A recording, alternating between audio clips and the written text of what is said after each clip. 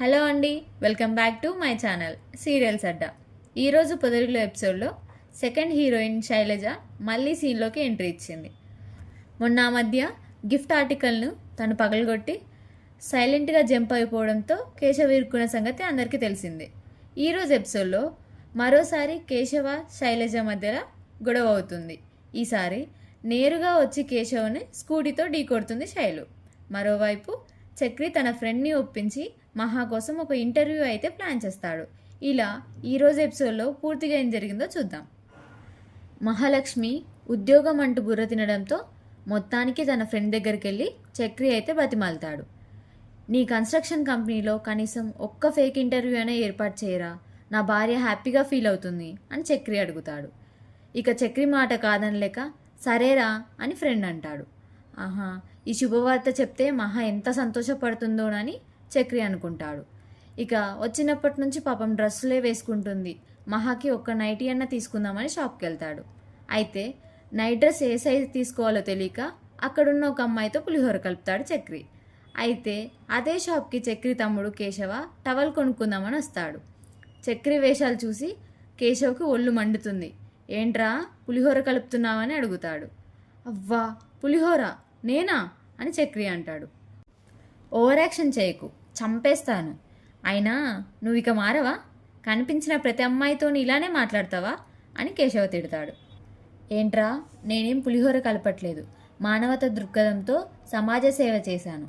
ఆ అమ్మాయితో సరదాగా మాట్లాడితే కాసేపు తనకి స్ట్రెస్ రిలీఫ్ అవుతుంది అంటాడు. తూ చూడు, ఇప్పటి వరకు నువ్వెలా ఉన్నా ఓకే, కానీ ఇప్పుడు నిన్ను నమ్ముకొని ఒక అమ్మాయి వచ్చింది. తన నమ్మకాన్ని పోగొట్టకు. నాకు ఎప్పటి నుంచో ఒక డౌట్ కొడుతుంది. అసలు మీకు నిజంగానే పెళ్ళైందా? నువ్వే మాకు నచ్చవు, తనకెలా నచ్చావురా అని కేశవ్ అడుగుతాడు. చక్రి ఏదో కవర్ చేయడానికి ట్రై చేస్తాడు.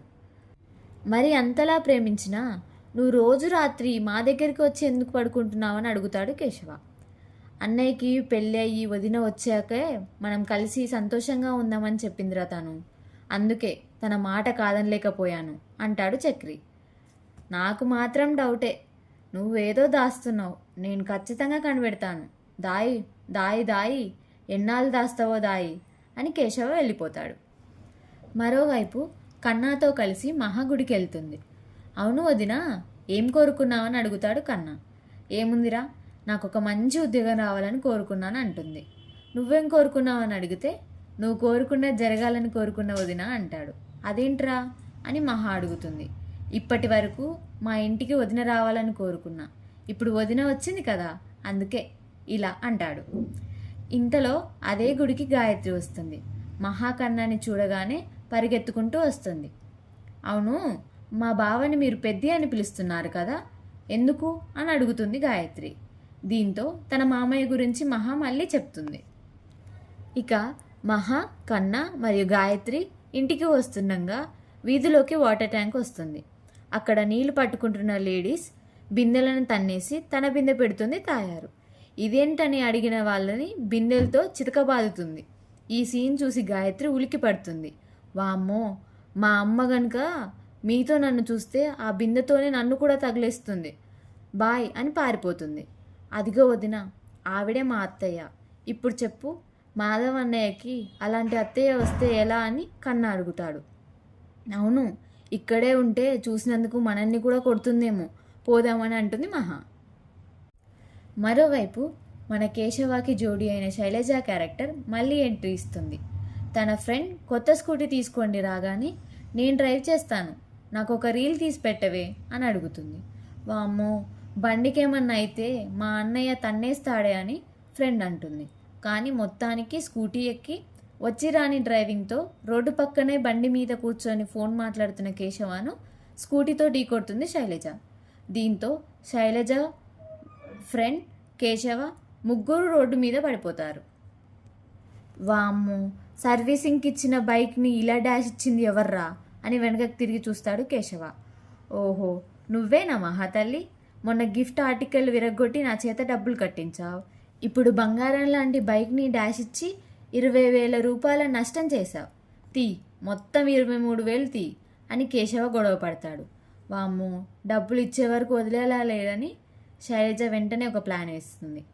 కేశవ చేయి పట్టుకొని, అయ్యో ఒక అమ్మాయి చెయ్యి నడి రోడ్డు మీద పట్టుకుంటున్నాడు, అందరూ రండి అంటూ గోలగోల చేస్తుంది. ఇదంతా చూసి కేశవ అవాక్కైపోతాడు. ఇక అందరూ వచ్చి కేశవని తిడతారు. అందులో ఒకడొచ్చి, ఆడపిల్లలంటే ఆట బొమ్మలు అనుకున్నావా అంటూ అమ్మా నాన్న ఓ తమిళమ్మాయి సినిమాలో బండ్ల గణేష్ టైప్లో ఓవర్ యాక్షన్ చేస్తాడు. దీంతో అయితే పోలీస్ స్టేషన్కి వెళ్దాం, అప్పుడు ఇక్కడ సీసీటీవీ ఫుటేజ్ని చూస్తారు పోలీసులు, ఎవరిది తప్పు ఎవరిది కరెక్టో అని వాళ్ళే డిసైడ్ చేస్తారు అని కేశవ గట్టిగా మాట్లాడతాడు. వామ్మో అనుకొని శైలజ తన ఫ్రెండ్ని తీసుకొని జారుకుంటుంది. ఇక అప్పటి వరకు ఓవర్ యాక్షన్ చేస్తున్న వాడిని పట్టుకొని 4 ఉతుకుతాడు కేశవ. పోయే, ఎక్కడికి పోతావో పో, ఏదో ఒక రోజు దొరుకుతావు, అప్పుడు చెప్తా నీ సంగతి అంటాడు కేశవ. ఇంటికి రాగానే మహా దగ్గరికి బయలుదేరతాడు చక్రి. మీకు 2 సర్ప్రైజులు ఉన్నాయి, ఏంటో గెస్ చేయండి అంటాడు. ఏంటి, నా కోసం రూమ్ చూసారా అని మహా అడుగుతుంది. అది కాదండి, ఇప్పుడు మీకు అత్యవసరం అది అంటాడు. ఓహో, ఉద్యోగం చూసారా అని మహా సంతోషంగా అడుగుతుంది. ఇంటర్వ్యూ చూశానని చక్రి చెప్తాడు. మహా తెగ సంతోషపడుతుంది. అయితే సర్టిఫికేట్స్ లేకుండా ఉద్యోగం ఎలా వస్తుందని మహా అడుగుతుంది. మీ పెద్ద రికమెండేషన్ చేస్తే ఇవ్వకుండా ఉంటారా అని చక్రి ఓవర్ యాక్షన్ చేస్తాడు. ఇక 2వ సర్ప్రైజ్ అంటూ నైటీ ఇస్తాడు. ఇదేంటి, మీరు నేను భార్యాభర్తలని మీరు ఫిక్స్ అయిపోయారా అని మహా అడుగుతుంది. అయ్యో అదేం లేదు, ఫ్రెండ్గా తీసుకొచ్చాను అంటాడు. ఇలాంటి నైటీలు నేను వేసుకోను, వెళ్లే ముందు అడగాల్సింది అని తిరిగిచ్చేస్తుంది మహా. ఇక బండి పాడైపోయిందనే చిరాగ్తో ఇంటికొస్తాడు కేశవ. ఏమైందన్నయ్య, చిరాగ్గా ఉన్నామని విషయం అడుగుతాడు కన్నా. దీంతో జరిగిందంతా చెప్తాడు కేశవ. ఓహో, నువ్వు చెప్పేది వింటుంటే ఇది ఇక్కడితో ఆగే ట్రాక్లా కనిపించట్లేదేమో అని అంటాడు కన్నా. మరోవైపు తను చేసిన పనిని సమర్థించుకుంటూ ఫ్రెండ్ దగ్గర వాదిస్తుంది శైలజ. అయినా నేనేమైనా వాడి ఇంటికెళ్ళి డాష్ ఇచ్చానా, వాడు రోడ్డు మీద బండాపి నిల్చున్నాడు, ఏమోనే వాడు మాత్రం నిన్ను వదలడేమో అనిపిస్తుంది అని శైలజతో తన ఫ్రెండ్ అంటుంది. ఇక్కడితో నేటి ఎపిసోడ్ ముగిసింది. రేపటి ఎపిసోడ్తో మళ్ళీ కలుద్దాం.